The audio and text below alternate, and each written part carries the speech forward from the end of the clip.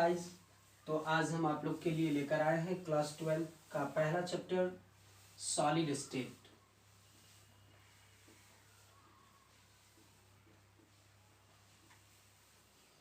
ये चैप्टर हमारे लिए काफ़ी इम्पोर्टेंट है, साथ ही साथ ये चैप्टर हमारे दैनिक जीवन से काफ़ी ज़्यादा रिलेटेड है, जो कि हमारे एग्जाम में 4 मार्क्स की पूछी भी जाएगी, जिसमें 1 मार्क ये ऑब्जेक्टिव रहेगा, जबकि 3 मार्क्स का आपको सब्जेक्टिव टाइप क्वेश्चन पूछा जाएगा।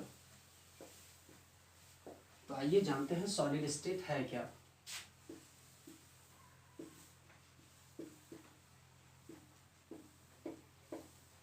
इससे पिछली कक्षा में पढ़े होंगे कि पदार्थ की वैसी अवस्था जिसमें उसका आयतन और आकार निश्चित हो सॉलिड स्टेट कहलाती है।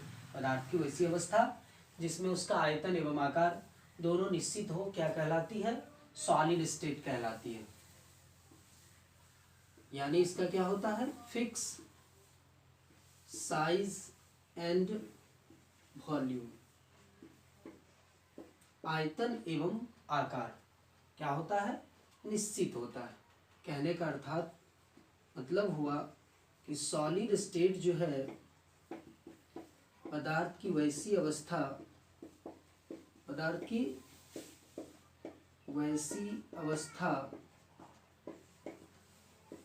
जिसमें उसका आयतन तथा आकार, आयतन तथा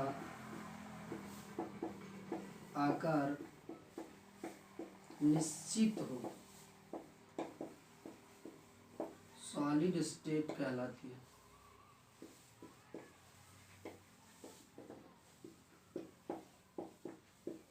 सॉलिड स्टेट कहलाती है। एग्जाम्पल में समझ लेते हैं। NaCl सॉलिड है। उसके बाद कॉपर ग्लास,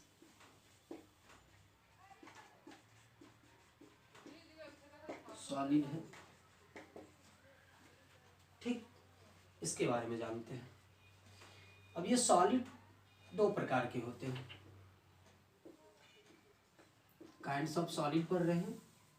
सॉलिड 2 प्रकार के होते हैं। पहला हो गया crystalline solid,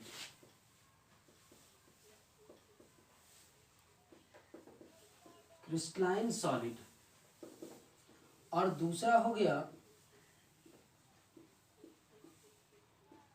अमरफ्यूज solid, एमरफ्यूज solid. Crystalline solid को हिंदी में क्रिस्टलीय ठोस कहते हैं, जबकि अमरफ्यूज सॉलिड को अक्रिस्टलीय ठोस कहते हैं।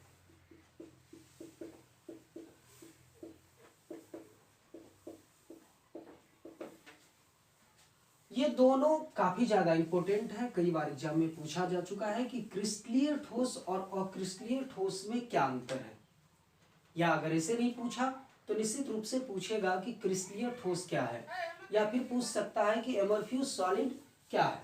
तो काफी ज्यादा इंपॉर्टेंट टॉपिक है।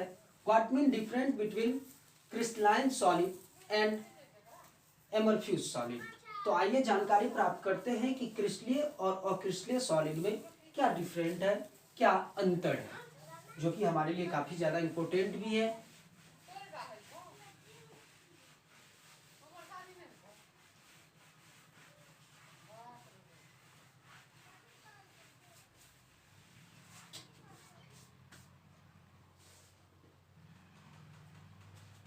तो एक side different between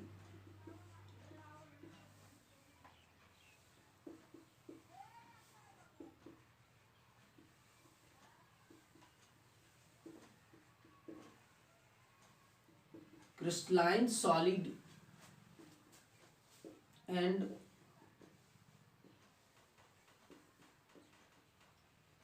amorphous solid। एक तरफ क्रिस्टलाइन सॉलिड दे देते हैं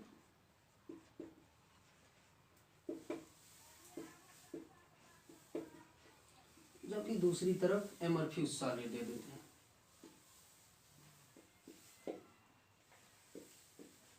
ध्यान देंगे अच्छे से ताकि समझ पाए। एक साइड क्रिस्टलाइन सॉलिड दे दिए और दूसरा साइड एमरफ्यूज सॉलिड दे देते हैं। सबसे पहले जान लेते हैं कि इसका पहला जो गुण है वो गुण है क्या, कि ये निश्चित ज्यामितीय आकृति की होती है। ये क्या होती है, तो निश्चित ज्यामितीय आकृति की होती है, या आकृति में होती है। कैसी होती है, ये निश्चित ज्यामितीय आकृति में होती है।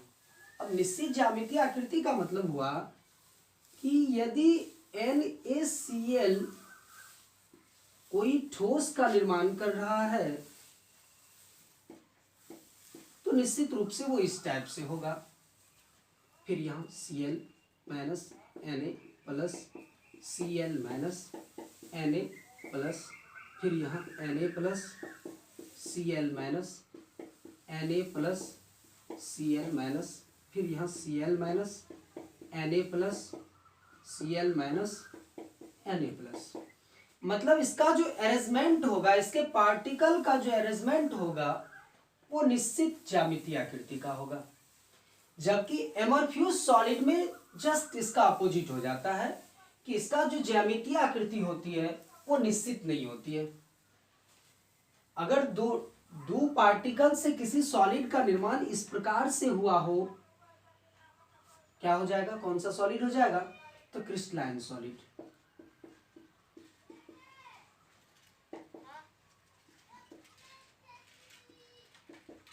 क्या हो जाएगा, क्रिस्टलाइन सॉलिड। दो से अधिक पार्टिकल भी इसमें इन्वॉल्व हो सकते हैं, उसमें कोई दिक्कत नहीं है, लेकिन फिर भी उसका अरेंजमेंट जो होगा वो निश्चित रूप से रेगुलर फॉर्म में होगा, निश्चित ज्यामितीय आकृति की होगी। जबकि मान लीजिए एमरफ्यूज में एक पार्टिकल यहाँ है, एक पार्टिकल यहाँ है, एक पार्टिकल यहाँ है, एक पार्टिकल आ गया यहाँ, एक यहाँ आ गया, एक यहाँ आ गया, एक यहाँ आ गया, फिर एक यहाँ आ गया, फिर एक यहाँ आ गया। मतलब इरेगुलर फॉर्म में अगर पार्टिकल प्रेजेंट हो तो उस सॉलिड स्टेट को एमरफ्यूज सॉलिड स्टेट कही जाएगी। जरा देखिए, एक पार्टिकल यहाँ है, एक पार्टिकल उसके नीचे आ गया, एक उसके ऊपर चला गया, कभी उसके नीचे आ गया, कभी कहीं चला गया। तो इसका जो अरेंजमेंट हुआ है वो किस टाइप से हुआ है, अनिश्चित ज्यामितीय आकृति में। तो जब एटम, आयन या मॉलिक्यूल्स का अरेंजमेंट, जब एटम, आयन या पार्टिकल में आ जाता है, आपको आयन आ गया, अणु आ गया, परमाणु आ गया, आयन आ गया, ये सारा चीज आ जाता है पार्टिकल में। तो जब पार्टिकल का अरेंजमेंट यानी कण का अरेंजमेंट निश्चित ज्यामितीय आकृति के रूप में हो तो उसको क्रिस्टलीय सॉलिड, और जब उसका अरेंजमेंट और निश्चित इरेगुलर फॉर्म में हो तो इसको क्या कहेंगे, एमरफ्यूज सॉलिड। पहला अंतर समझ में आ गया। ये निश्चित ज्यामितीय आकृति में होती है, स्ट्रक्चर आप देख लो, ये अनिश्चित ज्यामितीय आकृति में होती है, इसका स्ट्रक्चर देख लो। अब आप प्रश्न उठता है कि क्या सर इस स्ट्रक्चर को हम एग्जाम हॉल में, एग्जाम की जो कॉपी होगी उसमें इस टाइप से लिख सकते हैं? तो बिल्कुल लिख सकते हैं, आप जितना अच्छा से समझा सके ये आपकी है, तो निश्चित रूप से आप ऐसा लिख सकते हैं। चलिए दूसरा टॉपिक है, जरा मिटाने वाला, दूसरा है कि गलनांक एवं क्वथनांक। दूसरा टॉपिक है गलनांक एवं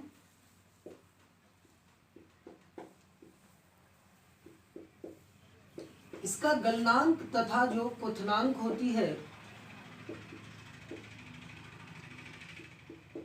इसका गलनांक तथा क्वथनांक वो क्या होता है कि फिक्स होता है, या यूं कहे कि इसको नियत लिख दीजिए, नियत होती है। जबकि इसका गलनांक एवं क्वथनांक नियत नहीं होती है।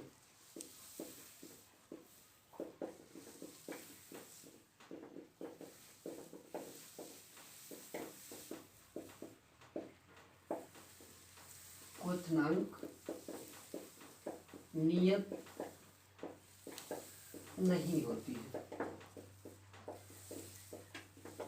अब समझते हैं इसको, गलनांक एवं क्वथनांक कैसे नियत होता है, कैसे नहीं नियत होता। चलिए वाटर ले लेते हैं।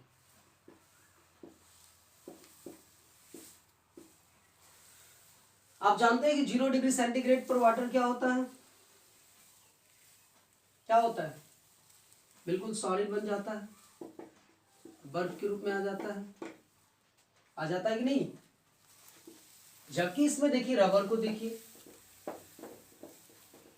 आप एक टायर को जलाते हो, टायर को जलाते हो, क्या टायर का पूरा हिस्सा जल जाता है, बिल्कुल नहीं। आप टायर को जलाते होंगे तो देखते होंगे कुछ कुछ हिस्सा राख के रूप में परिणत हो जाता है, कुछ कुछ गल के नीचे डिजॉल्व होने लगता है, कुछ जलता ही नहीं है। तो निश्चित रूप से इसका जो गलनांक एवं क्वथनांक होता है वो निश्चित नहीं होती है, जबकि इसका गलनांक एवं क्वथनांक निश्चित होता है। तो पदार्थ के जिस अवस्था का गलनांक एवं क्वथनांक फिक्स हो वो हो गया क्या, क्रिस्टलाइन सॉलिड, और जिसका गलनांक एवं क्वथनांक फिक्स नहीं हो वो क्या हो गया, एमरफ्यूज सॉलिड। समझ गए। अब तीसरा टॉपिक है, तीसरा टॉपिक इसका है विदलन गुण। तीसरा टॉपिक क्या है, विदलन गुण। इसका तीसरा टॉपिक है क्या, विदलन गुण। अब ये विदलन गुण क्या है इसको जानते हैं। पदार्थ के इस अवस्था को काटने या तोड़ने पर एक निश्चित स्ट्रक्चर में ये टूटती है, यही गुण इसका विदलन गुण कहलाती है। और जरा गौर से देखेंगे मेरे पास, चलिए आप घरेलू वर्ग में देखे होंगे, पनीर को काटते हैं, जैसे मान लीजिए ये पनीर है, पनीर को जब चाकू से काटेंगे तो क्या बनाएगा, एक सरफेस बना के काटेगा, फिक्स सरफेस बना के काटेगा, काटेगा कि नहीं। जब एक प्लास्टिक को आप काटोगे तो क्या होता है, ब्लेड से कभी प्लास्टिक को काटे हैं ना, कभी इधर जाएगा तो कभी इधर जाएगा, कभी इधर जाएगा, इस टाइप से कटेगा।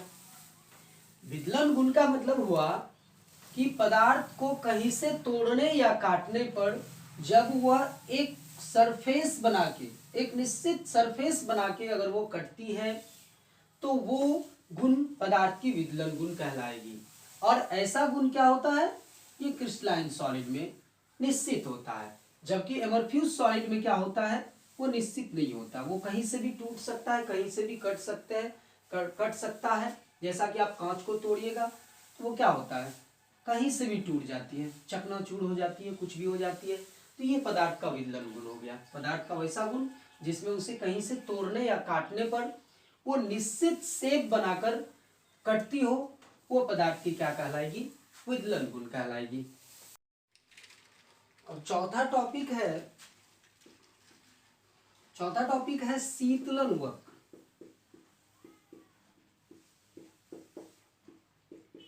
शीतलन वक्र से तात्पर्य है कि जो क्रिस्टलाइन सॉलिड होता है, इस टाइप से इसको समझा जाए।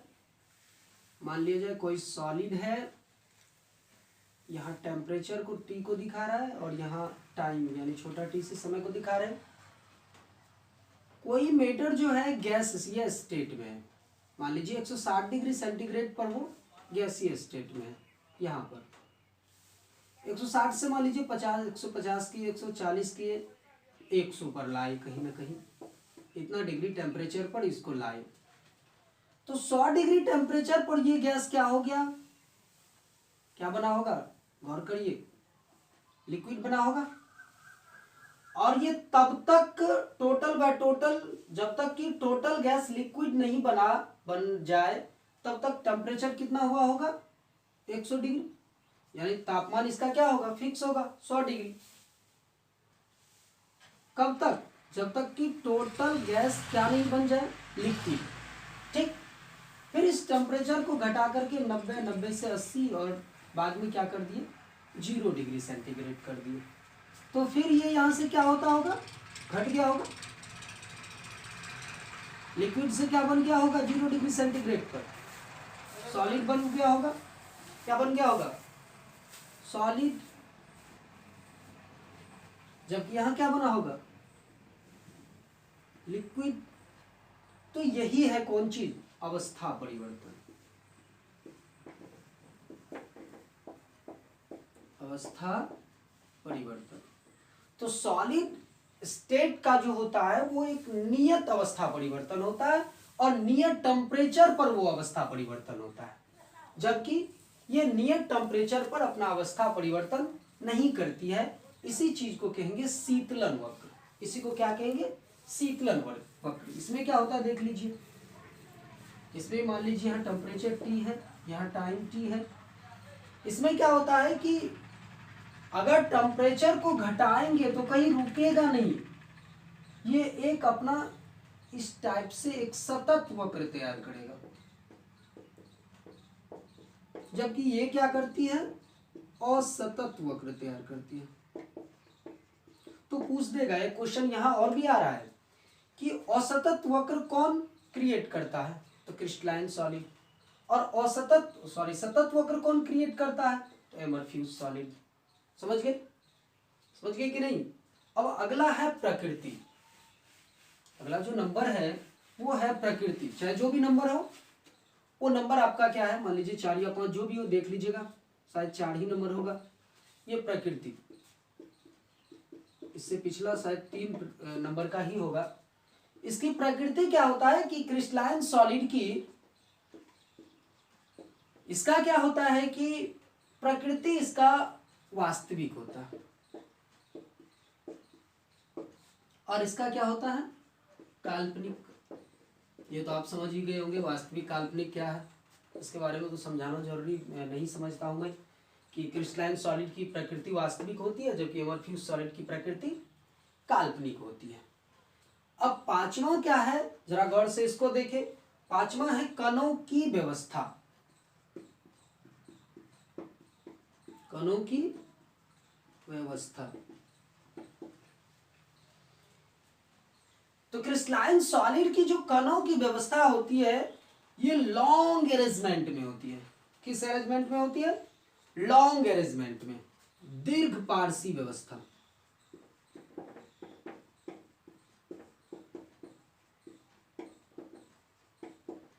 में होती है, जबकि ये किस व्यवस्था में होती है, लघु पारसी व्यवस्था। अब ये दीर्घ पारसी व्यवस्था क्या है और लघु पारसी व्यवस्था क्या है देख लेते हैं। जैसे NaCl है, या Na plus Cl minus, Na plus Cl minus, Na plus Cl minus, फिर इसी तरह Cl minus Na plus Cl minus, Na plus Cl minus, Na plus, फिर यहाँ Na plus Cl minus, Na plus Cl minus, Na plus Cl minus, ये इस type से होती है। जबकि ये छोटा होता है, इसकी व्यवस्था जो होती है वो छोटा होता है, ज्यादा दीर्घ पारसी व्यवस्था इसकी नहीं होती है। ठीक। अब अगला है देशिकता। 6 नंबर का साफ संभवतः होगा, वो क्या है, देशिकता।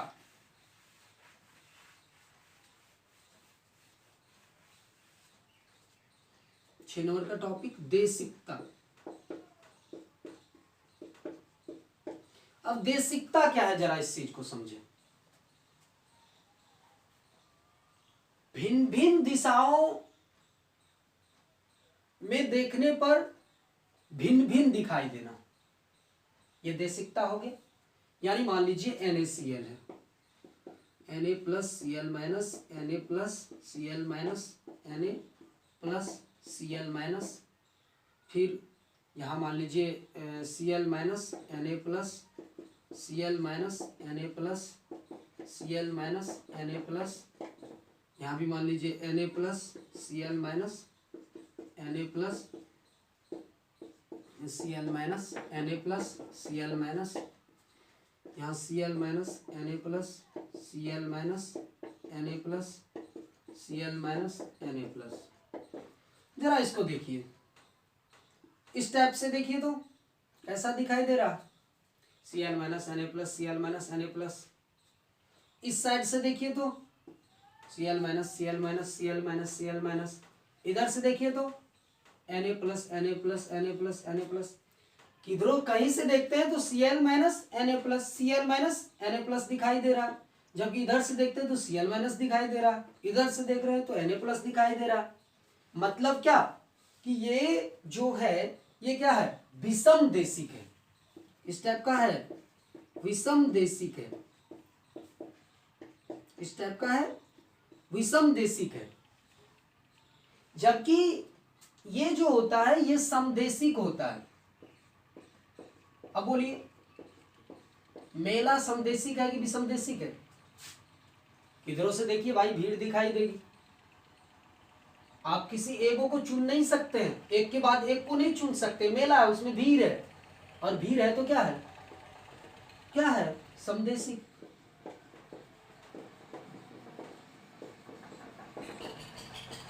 तो आशा करता हूं कि ये टॉपिक आपको समझ में आया होगा, different between crystalline solid and amorphous solid.